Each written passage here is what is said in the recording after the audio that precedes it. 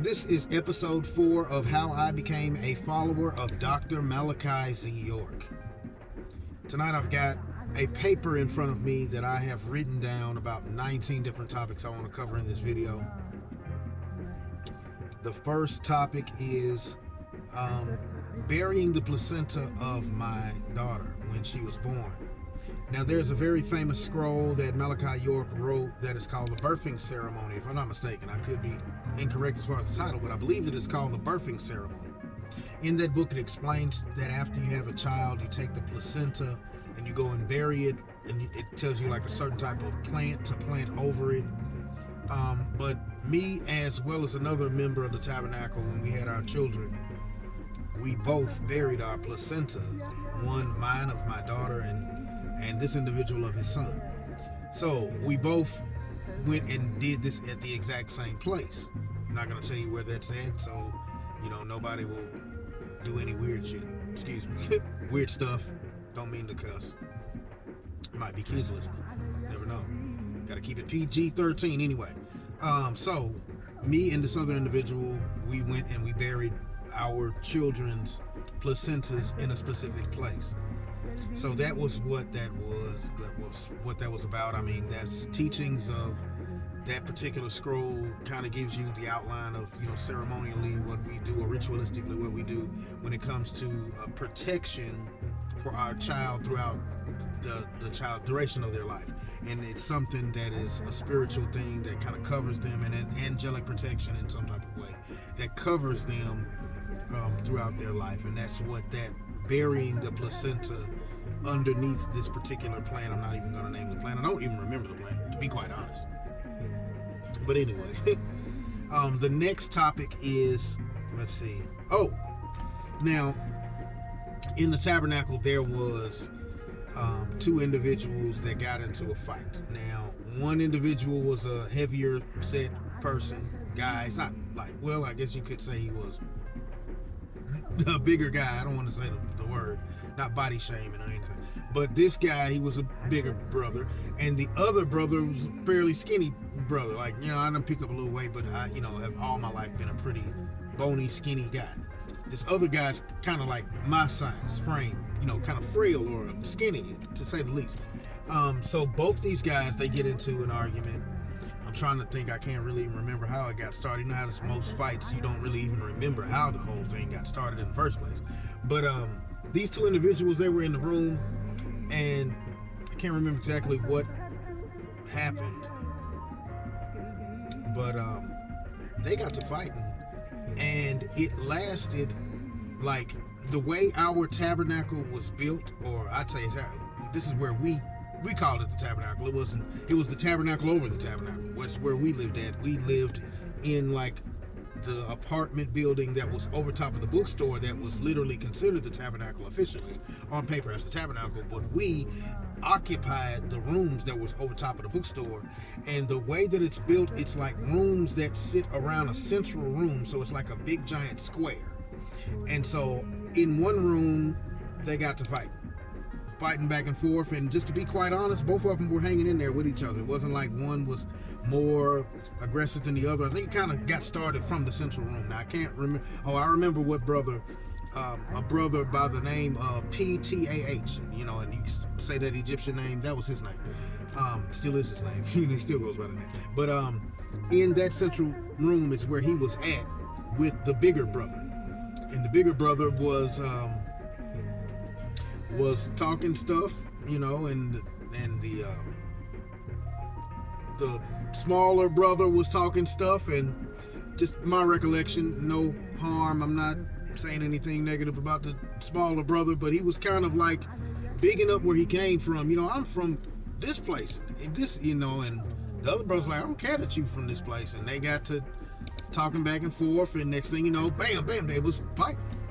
And they fought all the way around the entire square of the building, to the point to where, like, there's steps that lead down to the door that goes outside, and the bigger guy had like grabbed him and was about to try to throw him down the steps, but he was unsuccessful.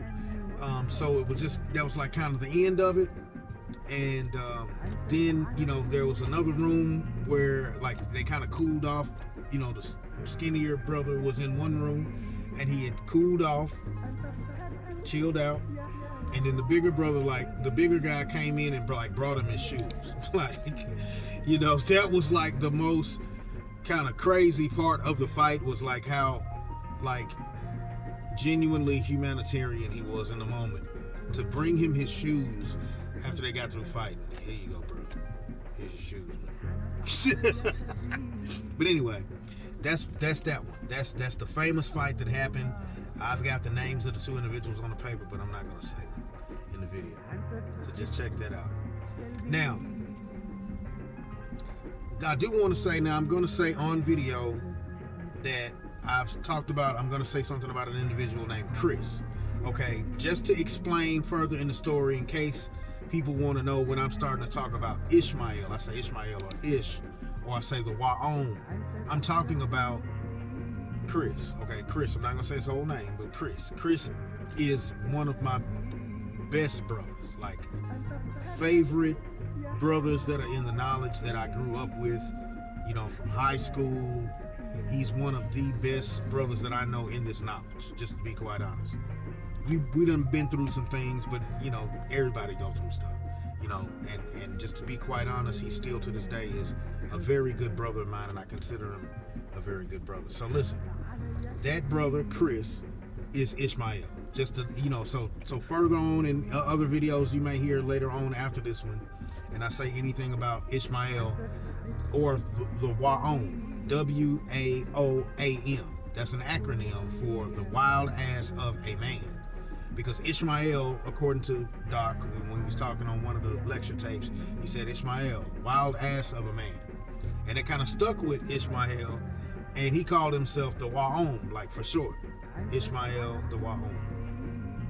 And also, this is the fourth topic, and that's to explain that Jesse is Yeshay. Jesse is Yeshay, and Yeshay is also called the old man. Now, I want to go back and also explain that these two members are members of a group called True Form Unknown. Now, I've also got another video on this channel talking about True Form Unknown. True Form Unknown was one of the groups that was on Nawapu Records, the actual record label that Dr. Malachi Z York started, called Nawapu Records. It was York Records, and then he changed it to Nawapu Records. And so Nawapu Records, one of the first people that he signed to Nawapu Records was me, Jesse, called Yeshay, the old man, and also Chris, called the Wa'om.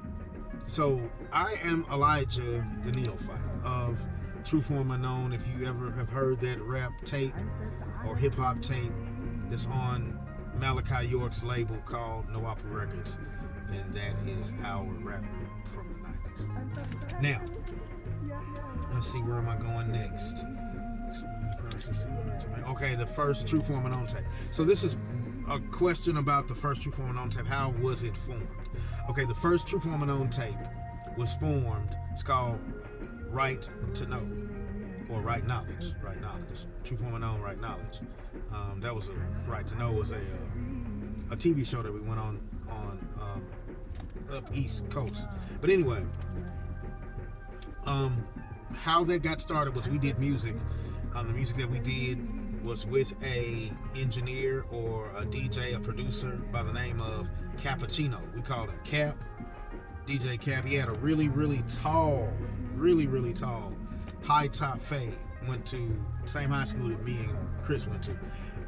And he was very well known, like DJing. He could scratch and cut and scratch. He would make stuff, you know, and he had the ability to make beats. And when we went to his house, he would sample records. He'd sample the record, create a beat up under it. We'd rap to it, and that's how we made the True Form Unknown tape. Me and Chris, and then Jesse came down from California. And because he came from California, you know, and he was in a tabernacle, he first was building like with the Parliament of 5%.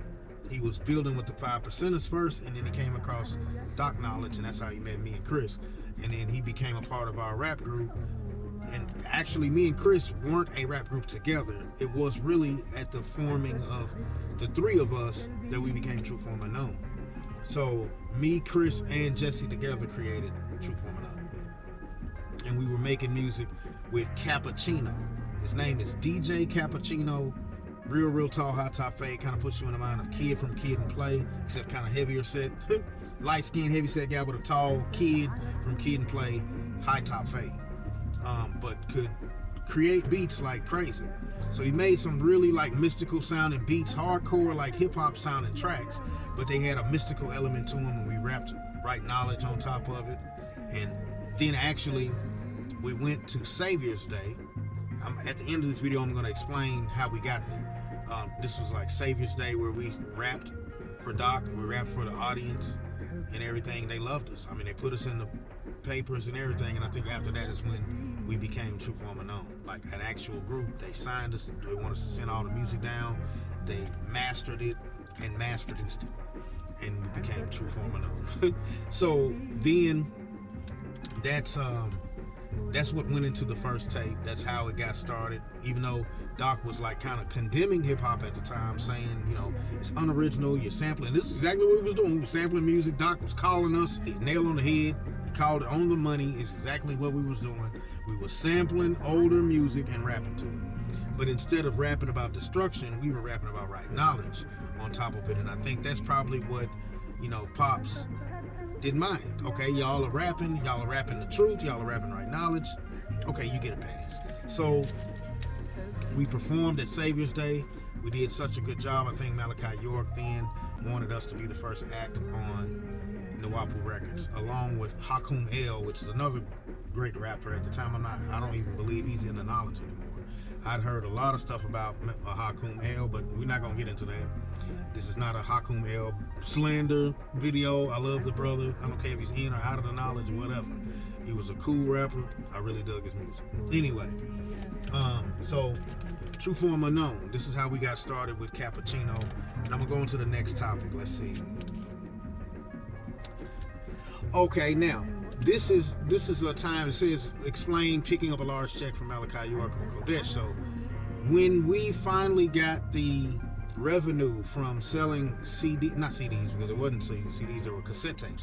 When we sold a large portion of cassette tapes all over the United States, to different tabernacles, to different people in the knowledge or whatever, the residual revenue earned from or garnered from that amount of sold commodity tapes, cassettes, whatever, the reimbursement of that was to give us this check. Now the check that we received was a large kind of like sweepstakes looking check, a check that's like humongous, largely exaggerated for like a picture. That's the type of check that we got. We were able to cash it, but it was a large like sweepstakes looking check that they presented to us on stage. And everybody was cheering and everything, and we was loving it. We was digging it. We had the like little steel, you know, black and white pictures. We was autographing at a booth and everything. I mean, that was one of the best times of my life when it came to musically. And also it's like the meeting of music and art, you know, because we had like drawing things and everything. Music, art, and like knowledge. All meeting at one place. It was like just wonderful. So I specifically remember that time in the place was called Tut's Place. Tut's Place is when they had, it was drawn, it was like a stage, and it kind of had like appendages to it that kind of looked like a building beside it or in the back of it maybe, but it was called Tut's Place. And they had young kids at the time. I mean, we were adults, but there were still like 17, 18, 16 kids. They had fezzes on, black shirts or black suits and fezzes, and they looked just like Nawapians, but they were younger, like teenage Nawapians. And they were up on stage listening to Biggie Smalls and Junior Mafia. Biggie Smalls and Junior Mafia. And I remember distinctly listening to Biggie playing at Tut's Place. Like, that's a distinct memory that I have of them on stage listening to Biggie Smalls and just dancing and having a good time in the middle of nowhere. You know, having a good time like in the middle of an Egyptian village in the middle of Eatonton, Georgia. We on stage listening to Biggie Smalls. And then after that, like, they presented us with this check, and then we did like kind of like a little on the spot like kind of rap and everything, and they loved it, and it was one of the best times of my life. And you can probably see it on my face, like I just have a great memory, like I'm beaming and lit up from that memory alone. Okay, let's go to another topic. Let's see. Oh, explain going to Chattanooga and meeting Harun and Corey. Okay, so I went to Chattanooga. Chattanooga was one of the first places outside of Nashville, Tennessee that had a tabernacle that we from the Nashville, Tennessee tabernacle were sent to another tabernacle, which is Chattanooga. Me and my first wife, which is Isla. We had went to the tabernacle that was in Chattanooga. And there we met Harun and his mate. I can't remember the sister's name. No disrespect, I just don't remember her name. And then also Corey. I remember Corey. Corey was kind of a fair-skinned gentleman with a big afro, very zealous for the knowledge. I mean, he reminded me of like Sadiq kind of. Sadiq is who initiated me, not initiated like I'm in a Masonic order, which that's another topic, but Sadiq I'm talking about was who gave me my Shahada. That's what I mean. This guy, Corey, in Chattanooga reminded me of Sadiq. I mean, he had a real big fro like Sadiq, and he was very, very patriotic to the knowledge, very devoted to the knowledge, very, very much in the process of garnering the deeper meanings of the Wapu. He was very much into the knowledge, very much into the books. And so all of that type of information that we were learning down there when we were listening to the books, well, they had audiobooks, listening to the lectures of Malachi York, reading the books, listening to the audiobooks, going to class, going out and propagating, teaching, even debating with. We were debating with Sunni Muslims, we were debating with 5%ers, we were debating with Nation of Islam members. So there was various different organizations that we were adverse to, that we sometimes kind of did not gel correctly with. So there was some apprehension with different groups. But while down there, you know, I oftentimes relied on Harun, very good brother, very knowledgeable, very astute, very in tune with the spirituality of Nawapu. Just an all-around good brother. So was Corey. Corey was a very good brother, and in more recent years, I believe that Corey no longer is in the knowledge like he used to be. Maybe he has left, and as I said, of other individuals that I may have said may have since left the knowledge, I'm not an enemy of you. If you left the knowledge, if you no longer believe in Malachi York or the teachings of the Wapu, you're not my enemy. I don't believe that.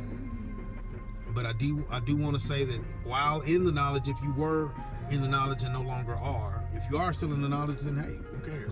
But while you were in the knowledge, if you're not, then you were one of the most pious and diligent brothers that I knew in the knowledge, and I've got to put that on the record. So that's my 2 cents about going to Chattanooga. Now, Quiet Storm's Kenitha Pruitt. Quiet Storm on 92Q. There used to be, here in Nashville, Tennessee, is a very famous radio station show, part of the night, called The Quiet Storm, where they play slow songs. And they start off with playing dun dun dun dun dun dun dun dun dun. I think it's Chariots of Fire or whatever. I don't even know what the name. But it starts off with that, and then it goes into like all these other slow songs or whatever. I know y'all gonna trip over that. Dun dun dun. But Kenitha Pruitt was the sister, who was the lady, madam, not negative madam, but a lady, a woman, who is also, I wanted to go ahead and put it on out there, Kenitha Pruitt from the Quiet Storm was Sister Hagar, who is, or was, because she has passed on to the elders, to the Elohim, to the angelic council, to God, to the angels, to Father, to Anu. She's gone on. She's no longer with us on earth. She has passed on. But she was one of the most powerful components to the tabernacle here in Nashville. There would not be such a strong force of men that are knowledgeable and dropping knowledge and trying to enlighten others about the deepness of whatever, wherever you want to go with it. This lady was responsible for that. She was the wife of our Sheikh, and she has passed on. So, rest in power, rest in paradise. RIR, rest in risk. Rest on risk. Rest in paradise. But that sister is very powerful, even in the spiritual realm. I still feel her energy to this day. I know that's weird. You might think, like, what are you talking about? Feeling her energy? How you feel the energy of a woman that's passed on? Don't let those words hurt you, bother you. Let me go on somewhere else because I'm talking too much now about Sister Hagar. But she was the lady who was over the Quiet Storm on 92Q, and she was the second in command of our tabernacle. Now, I remember meeting Doug and Natasha. Doug became known as Isaac, and Natasha became known as Keturah.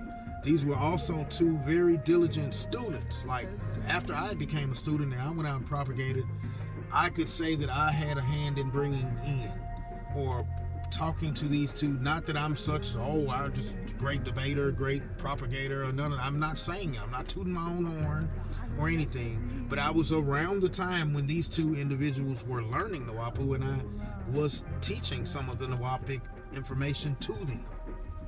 And they became very powerful members of the tabernacle, very powerful members that, came down to the land, that always was down there on the land, interacting with us as members of Nawapu in the tabernacle.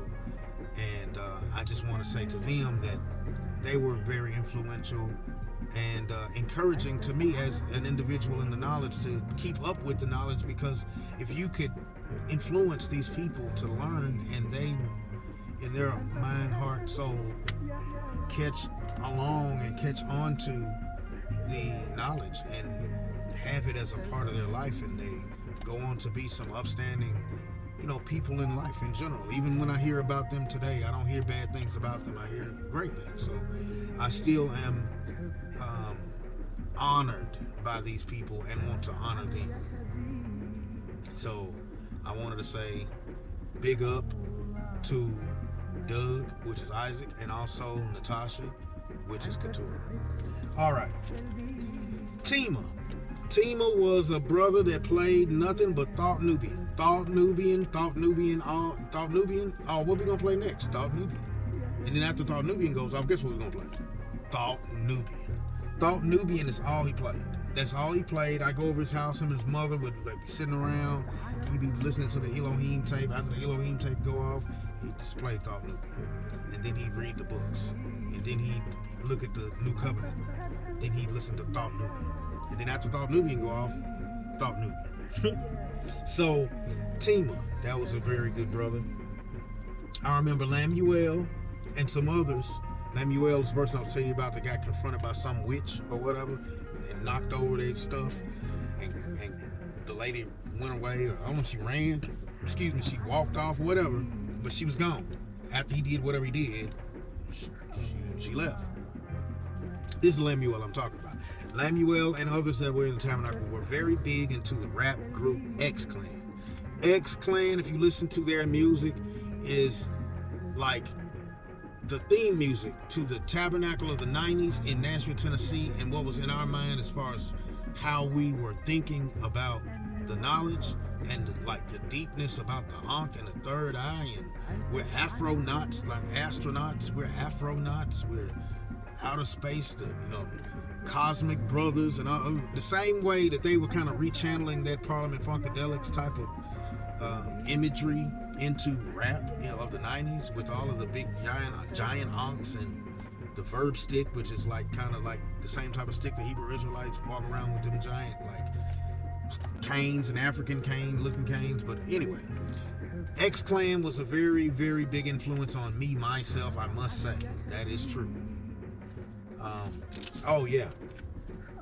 African Street Festival, we were challenging Muslims on the Quranic meanings. That was some of the things that we were doing at the African Street Festival, going back and forth with different Sunni Muslim groups and everything, and that's what that was. I remember helping in the construction of the Magaraj pyramid on the land. Me, Jesse or Yeshay, and also Chris, Ishmael. We were all down there on the land helping, constructing, laying the foundation, doing whatever they would ask us. Hey, go do this. Hey, go get this. Hey, bring this over here to this location. We did that. Also, remember a ceremony. Can't really talk about it, but a ceremony that we went through for the ancient mystic order of Melchizedek. And that's all I'm going to say. I remember debating with 5%ers at Fisk University on the meaning of God, the word God, Gomer Oz Dabar, or is it Eliun, which is Aleph, not Eliun, Elohim, which is Aleph, Lamed, Hav, Yod, and Mem. Is it those Hebrew letters, or does it mean something different? Is it an ancient, older, version of the Neteru from ancient Egypt, or is it Anunnaki from the cuneiform version of the ancient Sumerians' knowledge of what came down from the heavens? I mean, which one is it? So we was debating over what God means and all of this, and that's kind of where we were with that. Also, I want to talk about, and we're going to kind of leave it here, these next two things I want to talk about are the last two parts of the video. So I did also music with a person from Louisville, Kentucky by the name of Milan. Milan was a very, very good hip-hop producer. One of the best that I personally encountered. And if he comes across this video and says, oh man, that's Neo or Damien. I remember DX, Damien X. I can't remember what he called me.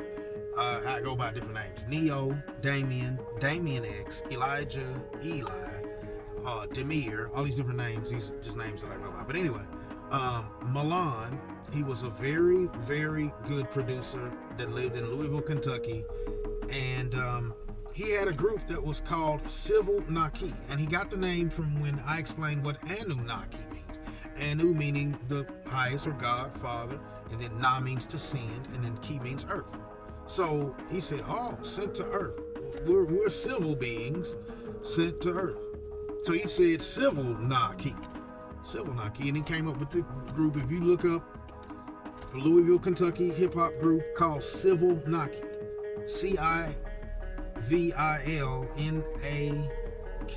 Naqi. I don't know how they spelled it. But Civil Naki, you can spell it different ways and try to look it up. All right. Now, these last two questions that I'm going to ask, the first one is taking my shahada. I'm not asking questions, but stating a topic and talking about it. It's what I meant to say. But these last two things that I'm going to talk about are taking my shahada with Sadiq. Now, the night that I took my shahada, it was a very, very memorable night. It was a block party on Jefferson Street. And they had all this hip-hop music going. They had, like, all sorts of vendors making some good smelling food out there, and this is the type of atmosphere you would want to be in if you were festive and wanted to kind of walk around and see what was going on. At the time, I wanted to be in right with the Most High God. I wanted to be in right with Allah subhanahu wa ta'ala. I wanted to be in right with Allah ta'ala. I wanted to be in right with Anu. Now, but El Kulum, Pakulum. I wanted to be in right with the Most High. So I chose to get my shahada. And I remember walking and looking like it almost turned into silhouettes, like I was not paying attention to the music. You kind of drowned it out, kind of echoing in like a fading out version. You know how you hear in movies, like if somebody's not paying attention, it kind of gets drowned out in a muffled sound. It just kind of leaves away from them. That's kind of how it was when I was taking my shahada and I was walking into the tabernacle behind Sadiq. And there was a fire in Sadiq's eyes that made him look like an angel. I mean, like an angel. Like he almost had a halo around him. A glow around him, almost like his eyes were like beaming like with fire in them or something. I don't know how to explain it. It was the closest thing to an angel that I have seen besides like things that I would say equate with Malachi York. But this individual, Sadiq, gave me my shahada, and in the midst of doing that, it's just like the kind of just weird coincidental body language that he was doing, it was almost eerie. It was gave me the goosebumps when he did it. He said this, and I said it. Allah sharika lahu. There's no Allah except, and he has no partners. And I mean, just repeating what he said, and I said my shahada. And then, you're official now. You one of us. You an Ansar. I loved it. All right, that's the night I took my shahada. Now, the last question is going to Kodesh for the first time. The first time I went to Kodesh, And the Sheikh and Sister Hagar, Sadiq, Lemuel, Israel, and Isaiah, me, my wife, also Chris and his wife, also Jesse and his wife, and also Ezekiel, which is Jamie, and other members of the tabernacle. We all rode down there in a white van. We went down there in a white van. The name of the company that rented us the van was called Michael's Armada. Dig that as a coincidence. Michael's Armada. Michael, Malachi York is saying he's the angel. Anyway, so that it was just a weird coincidence that we got down there in the skin of our teeth. Every other one would not rent to them. It just so happened that that one was the one that rented to them, and we went down. And on the way down there, this is where I'm going to end the video. On the way down there, I saw UFOs. I saw UFOs in the sky. I don't care what. No, okay, how crazy you think I am. I'm looking up out of the window, and in the pitch black darkness of the sky, you can see clearly the intricate stars in the night sky, and you can see individual stars just moving through other ones, and they're going and they'll stop, and then they'll go another way, and then they'll shoot away, and then there are all types of things that there ain't no plane that can do that. What plane can stop on a dime and turn at a right angle? That's absolutely impossible with the type of aerodynamic navigation that pilots do that we don't. The G-forces in that alone would take out a human being. Somebody that's not ready for that. But whatever was inside of those crafts had to be extraterrestrial, in my opinion. So going down there to the land, I seen that. I have a distinct memory of that as well. And that tied into Michael's Armada, tied into going down there to Kodesh, tied into going down there to hear a person who's claiming to be an angel, and that is an incarnation of Michael. And it's, come on, man. That's all I'm saying. I'm going to leave this video right here. I'm going to try to just get it to about 33, maybe 33 minutes, just to make it weird for y'all. Because 33 is a weird number anyway. But yeah. So this is Damian Turner. This is episode 4. Episode 4 of how I became a member, or not, of the Nawapians, or a follower of Malachi Z York. You see how I got to pivot and make sure that it's correct. Because it's the truth. All right, y'all. So this is how it is. I gotta say wadu to y'all. Wadawa. I'm out.